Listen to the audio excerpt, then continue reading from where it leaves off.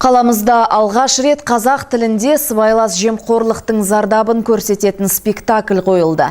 Драмалық туынды мемлекеттік қызмет істері және сыбайлас жемқорлыққа қарсы іс-қимыл агенттігінің облыстық департаменті тапсырысы бойынша сахналанды. Қойылымды алғашқылардың бірі болып шенеуніктер тамашалады. Ондағы мақсат мемлекеттік қызмет саласында сыбайластықтың алдын алу болып табылады.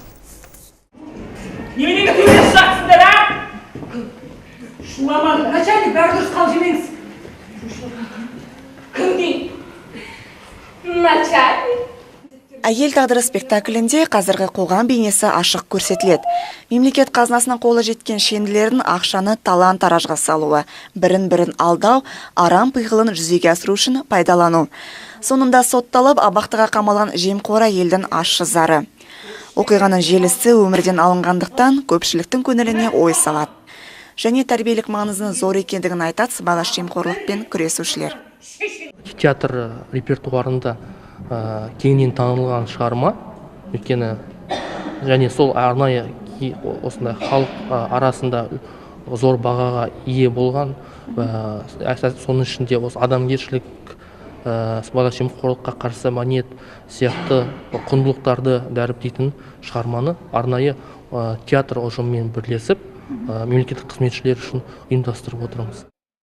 Мемлекеттік тілді қолдау мен сыбайлас жемқорлықтың алдын алу мақсатында аймағымызда жұмыстар жиі ұйымдастырылады.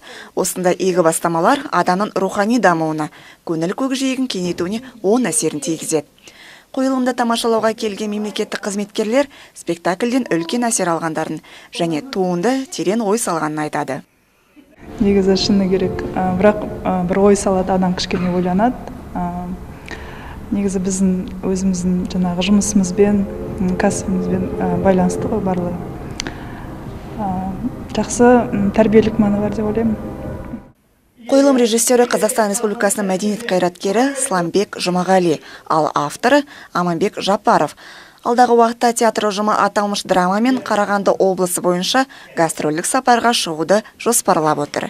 Бұл да аймақтарда жемқорлық дертінің алдын алып, қоғам санасын жаңғырту мақсатында қолға алынбақ. Шолпан Амантай, Жаслан Мақұлбеков, Дастан Шанин, 1 Қарағанды телеарнасы.